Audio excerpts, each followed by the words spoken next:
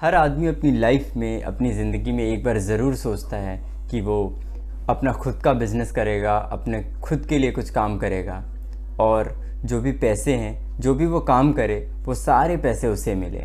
ना कि जब वो जॉब करता है, जब वो नौकरी करता है, तो उस टाइम क्या होता है कि आप काम किसी और के लिए करते हो और एट दी एंड जो पैसा है वो मोस्ट पार्ट जो है आपके ओनर को मिल जाता है और जो उसका लीस्ट पार्ट होता है या काफ़ी कम अमाउंट जो है आपको मिलता है और इससे आप जो है खुश नहीं होते। ऐसी ही कुछ सोच मेरी भी है और मैं भी अपना खुद का एक बिज़नेस स्टार्ट करना चाहता हूँ। ठीक है, तो इसके लिए मैंने एक चीज़ सोची, काफ़ी सारी चीज़ें रिसर्च की, काफ़ी चीज़ों को पता किया कि बड़े लोग जो होते हैं जैसे धीरूभाई अंबानी, अदानी जी, ये जितने लोग हैं, ये लोग किस तरीके से स्टार्ट किए, किस तरीके से अपने हर काम में सक्सेसफुल हुए। ठीक है, काफ़ी रिसर्च करने के बाद मुझे पता चला कि ये लोग कोई पैदाइशी बिजनेसमैन नहीं थे या इन्हें कोई आकर के कोई बड़ा अमाउंट दे दिया हो, ऐसा कुछ नहीं हुआ था।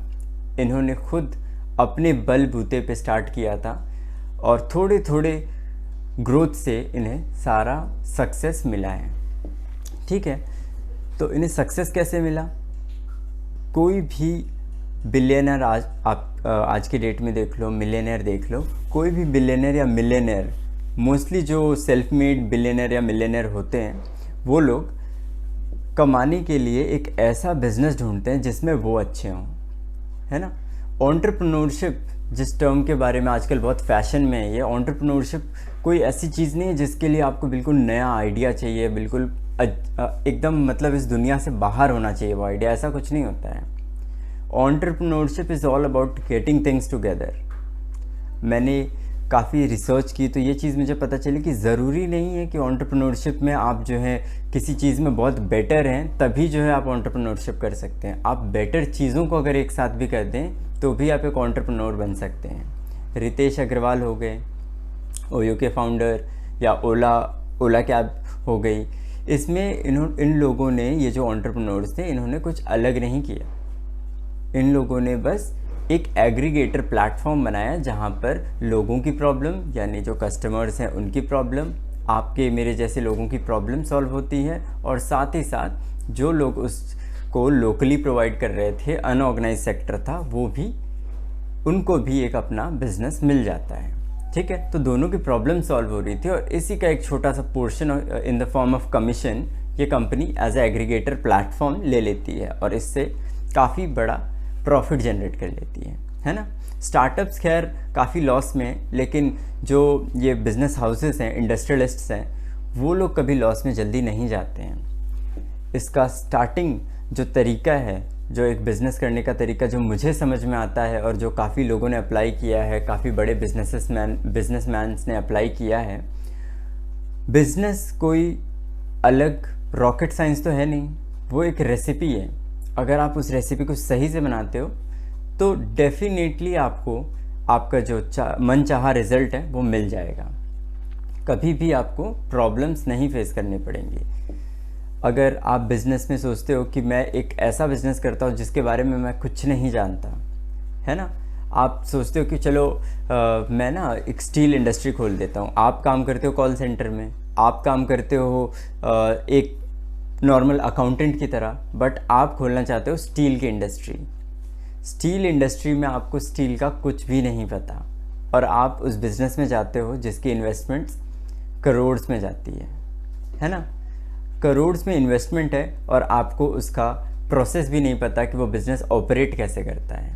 तो नो मैटर आप कितने अच्छे हो अकाउंटिंग में, नो मैटर आप कितने स्टील को देख के पहचान सकते हो, बट अगर आपको बिज़नेस का प्रोसेस ही नहीं पता कि स्टील आता कहाँ से है, उसके मिनरल्स कहाँ से आते हैं, उसे कैसे पिघलाया जाता है, वो किस तरीके से कन्वर्ट किया जाता है, वो बिकता कहाँ पर है ना, इन सब चीज़ों की भी स्किल्स होती हैं।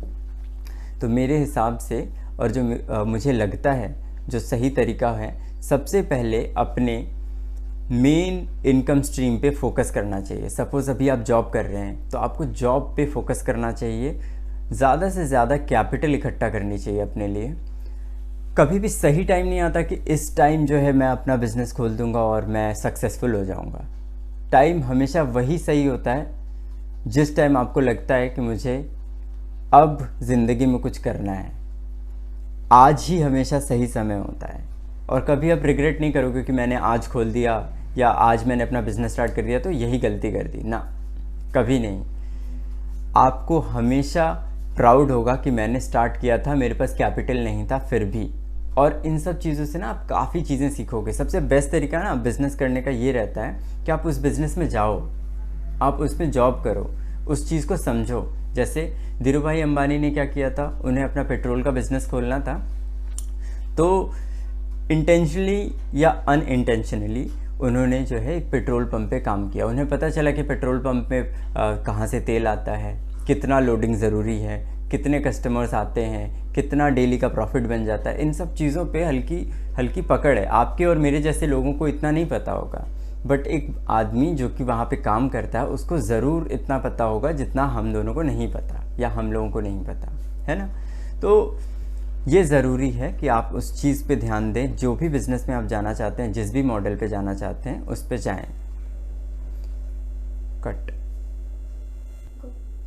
तो बिज़नेस हमेशा आपको वही करना चाहिए जिस बिज़नेस मॉडल को आप समझ सकें, जिसका एंड टू एंड आप बिल्कुल अच्छे से समझ सकें, उसकी logistics, supply chain management, leadership, जिस तरीके से आप उस बिज़नेस को मैनेज कर सकते हैं। सपोज़ आज आप जो एक जॉब कर रहे हैं 20,000, 25,000 या 50,000 तक की अकाउंटिंग की जॉब कर रहे हैं, या आप किसी ऐसे पोस्ट पर हैं जहाँ पर अच्छी खासी आपको अच्छा खासा पैसा मिल रहा है, 50,000, 1,00,000 रुपये तक आपको सैलरी मिल रही है, ठीक है।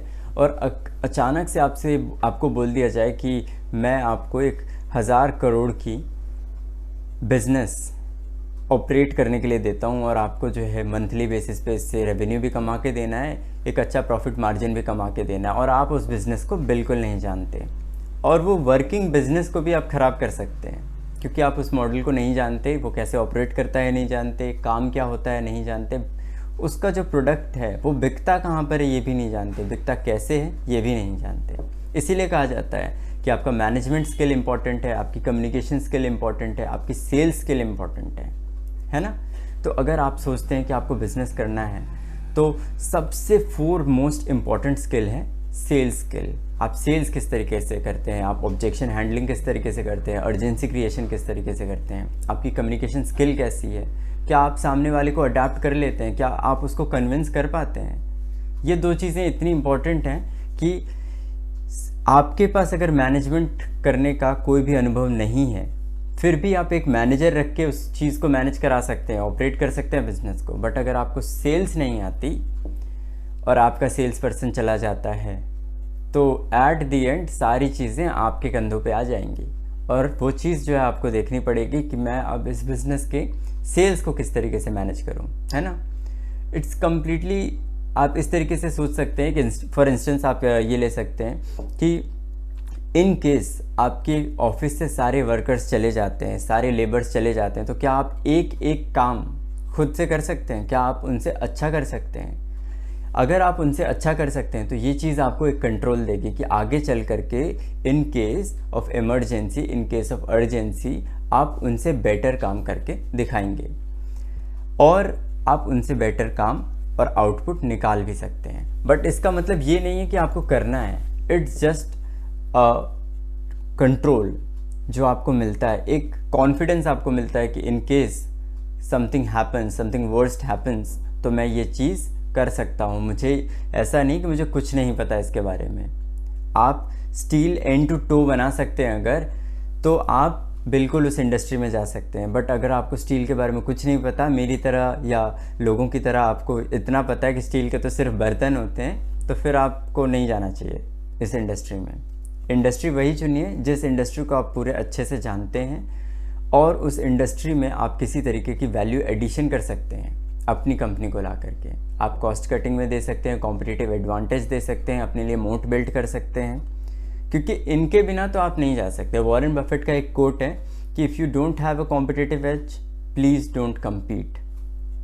इसका मतलब यही है कि अगर आपके पास एक्चुअल में किसी भी तरीके का कॉम्पिटिटिव एज नहीं है, आप ये सोच के आ रहे हैं कि नहीं मैं इस इंडस्ट्री में बस चला जाता हूँ, इसमें तो बहुत पैसा है, तो फिर आप कभी सक्सेसफुल नहीं हो पाएंगे। आपको एक कॉम्पिटिटिव एज हमेशा चाहिए होगा। तो इसीलिए बिज़नेस की एक रेसिपी है कि आप उस मॉडल को समझें, उस मॉडल को पूरी अच्छे तरीके से समझें और उसकी जो इम्पोर्टेंट स्किल्स हैं उस पर अपना पकड़ मजबूत करें, उसमें मास्टरी हासिल करें, है ना। तो आज के लिए इतना ही। आगे की वीडियोस में मैं आपको और भी चीज़ें बिज़नेस से रिलेटेड, स्टॉक मार्केट से रिलेटेड ज़रूर बताऊंगा। Thank you so much.